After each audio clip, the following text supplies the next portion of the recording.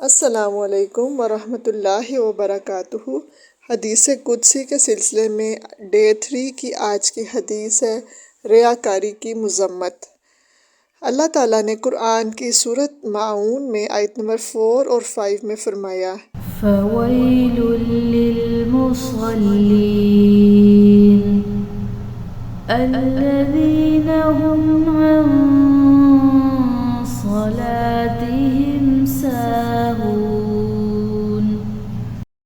اور جو اپنی نماز سے غافل ہیں اور وہ جو دکھاوا کرتے ہیں۔ حضرت ابو ہریرہ رضی اللہ عنہ سے روایت ہے کہ رسول اللہ صلی اللہ علیہ وسلم نے ارشاد فرمایا، اللہ تبارک و تعالیٰ فرماتا ہے، میں دوسرے تمام شریکوں کے مقابلے میں شراکت اور حصہ داری سے سب سے زیادہ مستثنی اور بے نیاز ہوں۔ جو کوئی عمل کرے اس میں اس نے میرے ساتھ میرے غیر کو بھی شریک کیا ہو، ریاکاری کی ہو، میں اسے اس کی حصہ داری والے عمل سمیت چھوڑ دیتا ہوں۔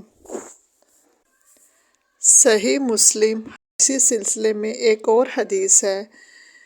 سیدنا ابو ہریرہ رضی اللہ عنہ فرماتے ہیں کہ میں نے رسول اللہ صلی اللہ علیہ وسلم کو ارشاد فرماتے ہوئے سنا، بے شک قیامت کے دن تمام لوگوں سے پہلے جس شخص کے خلاف فیصلہ کیا جائے گا وہ آدمی وہ ہے جو شہید کیا گیا۔ اسے اللہ کے حضور پیش کیا جائے گا۔ اللہ اسے اپنی نعمتیں یاد کرائے گا کہ میں نے تجھے فلاں فلاں نعمتوں سے نوازا تھا۔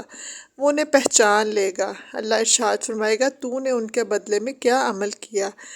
وہ کہے گا، میں نے تیرے راستے میں لڑائی کی یہاں تک کہ میں شہید کر دیا گیا۔ اللہ تعالیٰ فرمائے گا، تو نے جھوٹ بولا، تو صرف اس لیے لڑا کہ تجھے جری اور بہادر کہا جائے، لہٰذا تجھے بہادر کہہ دیا گیا اور تجھے یہ صلہ مل گیا۔ پھر اس کے بارے میں حکم دیا جائے گا، چنانچہ اسے چہرے کے بل گھسیٹا جائے گا یہاں تک کہ جہنم میں ڈال دیا جائے گا۔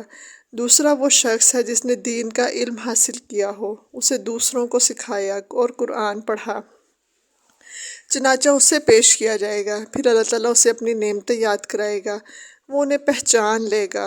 اللہ تعالیٰ پوچھے گا، تو نے ان نعمتوں کے سبب کیا عمل کیا؟ وہ کہے گا، میں نے علم سیکھا اور دوسروں کو سکھایا اور تیری رضا کے لیے قرآن کو پڑھتا رہا۔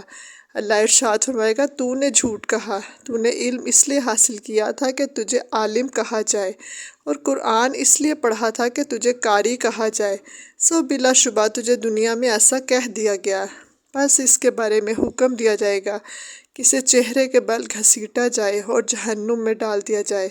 اور تیسرا وہ شخص ہے جسے اللہ نے کشادگی دی اور فراغی عطا فرمائی اور اسے ہر قسم کے اموال سے نوازا تھا، اسے پیش کیا جائے گا۔ اللہ تعالیٰ اسے اپنی نعمتیں یاد کرائے گا، وہ انہیں پہچان کر اقرار کر لے گا۔